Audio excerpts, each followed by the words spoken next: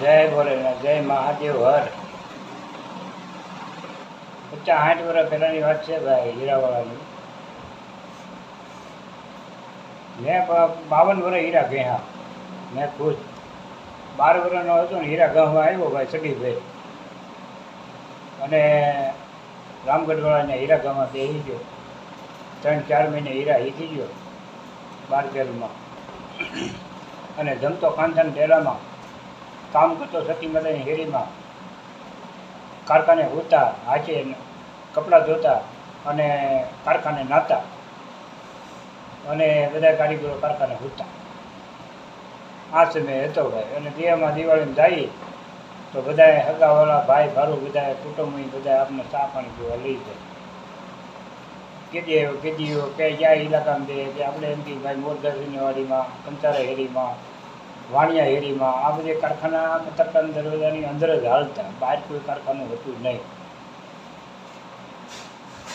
એટલે કુંવરભાઈને 2-4-4, 5-5 ઘંટી, 10 ઘંટી, 20 ઘંટી કોઈ એમ આપતા બધા, અને કારખાને પૂતા ને રોજિંગમાં જમતા. 100-150 રૂપિયા રોજિંગ. એમ કરતાં કરતાં તો 200 થઈને, 300 થઈને, 400 રોજિંગ થઈને, 500 થઈને. પછી તો ભાઈ એટલે બધાને એમ શું કે સુરતમાં કંઈક હોવું જોઈએ એમ. તો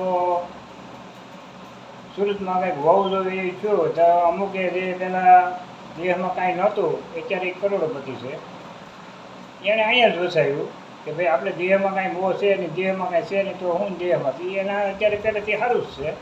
અને દેહનો જેને મોહ હતો એ બિચારા અત્યારે ફ્લેટમાં રહે છે, કોઈ લોન ઉપાડીને જાય છે, કોઈ ઘરના કોઈને આમ તેમ કરીને કર્યું આવો આશરા આવવાની રીતે છે. અને અત્યારે સમય સારો છે, અંદાજ હીરા ખાઈને ખાય છે. પહેલાં આજથી 60 વર્ષ પહેલાં કાંઈ હીરાનું ખબર ખરી કે હીરા છે 60 વર્ષ પહેલાં. ખૂબ ઝરીનું માન વધારે. હરિભાઈ ઝરીવાળા કહેવાતા. છોલે પિક્ચરમાં ઠાકોર સાહેબ, સંજય કુમાર, મૂળિયાનું સુરત વાણિયા હેરીમાં. વાણિયા હેરી હોય કે કંઈ મૂળ સુરતનો હોય, એમ બહુ ખબર નહીં ક્યાં એરિયામાં રહે. તો એ વખતમાં એણે છોલે પિક્ચર બનાવ્યું હરિભાઈ ઝરીવાળાનું. એ ઝરીનું ડિમાન્ડ ગયું. પછી ખોખા આવ્યા. ખોખાનું ધીરે ધીરે દબાણું તો હીરા ઉપડ્યા. હીરામાં બહુ બધા આપણા કુંભારભાઈ બધા ટોટની વર્ણના બધા હો ભાઈ ધંધા પાણી હાટુથી બધા સુરતમાં આવ્યા છે. અને ભગવાન સૌની રોજીરોટી પૂરી પાડે છે ભાઈ, અને સારું છે. અને કારખાના પહેલાં ભૂતા તે હવે આપણે હાંજી બિસ્તરો પાથરવા હાટું જઈને આપણે દારૂ મારીએ તો 400-500 7-8 હીરા જડતા હતા, અને ગંડિયા મેકી દેતા.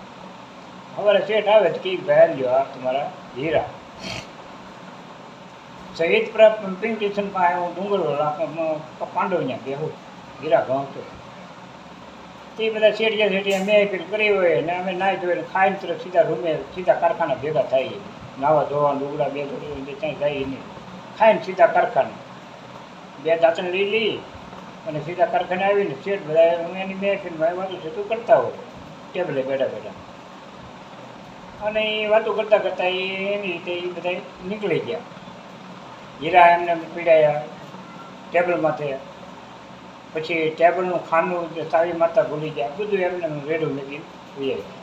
તેથી કાંઈ ફોન પણ હતા નહીં, અને રહેતા બહુ આઘાત હોય ક્યાં એને કહેવા જાવ. પછી બધું હકેલીને એને ટેબલમાં મેકીને તાળું મારીને ચાવી મેં મારા ખિસ્સામાં નાખી દીધી. ખબર આવ્યા શેઠને મેં કહ્યું અજય ભાઈ તમારી ચાવી તમે એમને મેકીને વહી ગયા, અને આ વસ્તુ તમારી જો સંભાળી લો ભાઈ. પછી એણે મારો વાહો ઠપકાર્યો કે નહીં તમારે માણા તો તમે ઈમાનદાર તો શું. હવે એ ભાઈ એમ મને કીધું છે, મેં એનું હતું એ બધું આપી દીધું. આપણે શું કરવું ભાઈ, આપણું નિર્ણય આપણું પરસેવાનું હોય એ આપણું કહેવાય બાપા. એ કાંઈ એમાં કદાચ લઈ લીધું હોય તો એમાં આપણે કાંઈ બંગલાવાળા થાય નહીં. છાયા હોય તો એ બધું ગાયનું ગોપી છે ને જાય.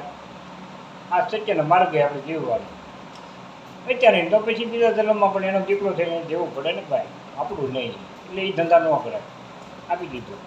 પછી ત્યાંથી હું નીકળી ગયો, બીજે બેઠો. 15,000 મારા બાકી હતી ત્યારે બાકીનો સાથ બાકી એને દેવા ગયો હું તો બાકી એને લીધી નહીં. એ કે તમારી બાકી મારે લેવી નથી. મેં તો તમે બાકી લઈ ગયો અને કરોમાં ભરેને હું 15,000 રૂપિયા દઈને વીએ 5,000 મને એને પાછા આવ્યા. એ કે આવી ગયો પૂરા નથી દીધા મને. પછી બે બધા એ સંબંધ હાથો બધો હાથો એ મારી ઘેરે બે શેઠ મોટો થાય અને સંબંધ હારા. અને આ રીતે ભાઈ મેં જીવન જીવો છો ને 65 વર્ષે પહોંચ્યો છું. હીરા મેં 52 વર્ષ ગયા છે, 12 વર્ષનો હતો તે 13 વર્ષનો હીરા એ બે ગયો. એટલે મારા વર્ષ 65 થયા છે ભાઈ. અને આ વિડીયો મારો ગમે તો લાઈક કરજો, સબસ્ક્રાઈબ કરજો અને શેર કરજો. જય સિયારામ, જય ભોલેનાથ, મહાદેવ હર.